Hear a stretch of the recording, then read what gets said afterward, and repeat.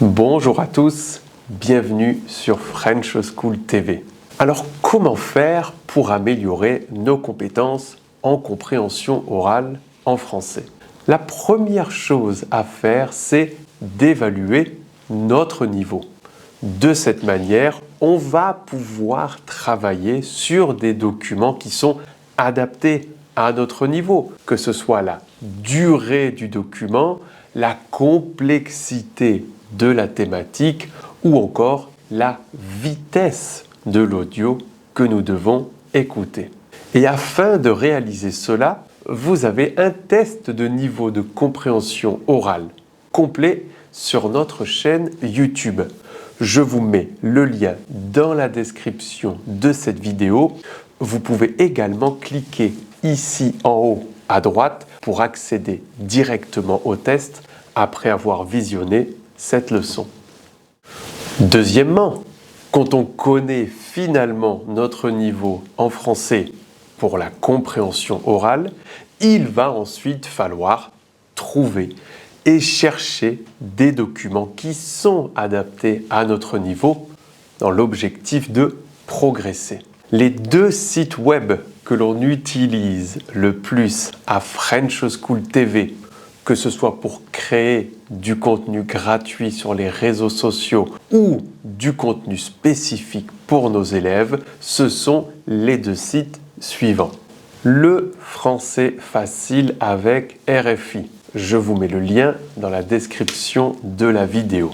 Ici, on a un site web dédié à l'apprentissage et l'enseignement du français depuis le niveau A1 jusqu'au niveau C2, uniquement avec des documents radiophoniques. Des documents radiophoniques réels, pas créés par l'intelligence artificielle, des vrais documents qui vont réellement nous permettre de progresser. TV5 Monde. Ici, on va trouver des vidéos depuis le niveau A1 jusqu'au niveau B2. On a donc un peu plus de limitations sur le site web de TV5 Monde, mais on a des documents vidéo. Et pour les petits niveaux et les niveaux intermédiaires, c'est beaucoup mieux parce que de cette manière, on peut associer le son à l'image. Et ça va nous faciliter énormément le travail de compréhension. Je vous mets le lien dans la description de cette leçon. Nous allons devoir organiser et planifier notre apprentissage. Et oui, connaître mon niveau et connaître les ressources pour pouvoir progresser, c'est super. Mais s'il n'y a pas de planification et pas d'organisation, on ne va jamais progresser. En s'organisant et en planifiant, on va réellement voir des progrès arriver. Alors, ce que moi, je vous recommande pour faire cela, c'est la chose suivante. Au minimum, 1 ou 2 exercices chaque semaine pendant 3 mois. Et la chose la plus importante, c'est vraiment de prendre notre planning hebdomadaire du lundi au dimanche et d'essayer de choisir 2 jours avec 2 horaires qui sont toujours les mêmes pour travailler la compréhension orale. Regardez, un exemple. Si moi, j'ai du temps disponible le mercredi à 17h et le dimanche matin à 11h, eh bien, je vais essayer de toujours conserver ce même jour et ces mêmes horaires pendant 3 mois pour faire des activités de compréhension orale. Tout cela, ça va nous créer une routine d'apprentissage. Et plus on a de la constance et de la routine dans notre apprentissage, plus rapidement on va progresser. Quatrièmement, une fois que l'on a organisé, que l'on connaît notre niveau et qu'on sait où chercher du contenu pour travailler la compréhension orale, on va faire un travail spécifique sur chaque document. Voici la technique que je vous recommande. On lit les questions, on écoute une première fois, on essaye de répondre à ces questions, puis on écoute une deuxième fois et on termine d'essayer de répondre aux questions. Mais ce n'est pas ça qui va nous faire progresser. Non, non, non. Cet exercice va nous permettre de voir est-ce qu'on est capable de répondre à des questions à partir d'un document et avec des questions qui sont proposées. Pour améliorer nos compétences, il faut absolument travailler avec la transcription du document.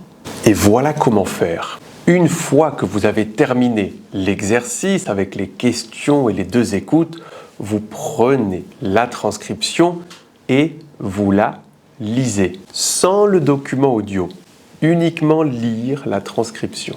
Ensuite, on va écouter une troisième fois le document audio en suivant avec la transcription. De cette manière, je vais bien voir quelle est la différence entre ce que j'écoute et ce à quoi ça correspond à l'écrit. Finalement, on va écouter le document audio une quatrième fois sans la transcription cette fois-ci. Cela va donc nous permettre de créer un processus. Premièrement, je fais un exercice. Je ne sais pas exactement ce que j'écoute, mais j'essaye de répondre à des questions. Ensuite, j'observe la transcription. Ça va me permettre d'apprendre du vocabulaire qui est nouveau. Ensuite, j'écoute avec la transcription pour bien faire la connexion entre ce que j'écoute et ce qui est écrit. Et finalement, j'écoute sans la transcription et là, réellement, je dois noter une bien meilleure compréhension que lors de l'exercice audio. Mais ce n'est pas fini. Pour vraiment assimiler ce vocabulaire nouveau et cette thématique, je vais faire une dernière activité. Écrire un petit résumé du document audio que j'ai écouté. Alors bien évidemment, ça va dépendre de notre niveau, la longueur de ce résumé. Si on a un petit niveau, A1, A2, on essaye de faire un résumé en 2 phrases, 3 phrases, grand maximum. Quelle est l'information principale? Qui sont les personnes qui parlent, tout simplement. Avec un niveau intermédiaire, B1, B1+, on fait un résumé de 5 lignes. Les différentes thématiques de ce document, qui sont les personnes qui parlent et quelle est l'information et les sous-informations que nous avons écoutées. Et finalement, pour des niveaux avancés, B2, B2+, C1, on va avoir des documents qui sont beaucoup plus longs et on va donc faire un résumé d'une dizaine de lignes avec les différentes thématiques du document audio, qui sont les différentes personnes qui parlent et bien évidemment leurs opinions, les différents arguments qui sont présentés, mais sous forme de résumé. Pourquoi c'est important de faire cela? Eh bien, au lieu de faire une activité passive qui est l'écoute, on ne fait pas grand-chose, on a juste à écouter, on va connecter 2 compétences. Une première compétence passive, écouter un document, et une deuxième compétence active, écrire un résumé à partir de cette activité passive. Et de cette manière, non seulement on assimile du nouveau vocabulaire, et en plus on fait travailler différentes compétences.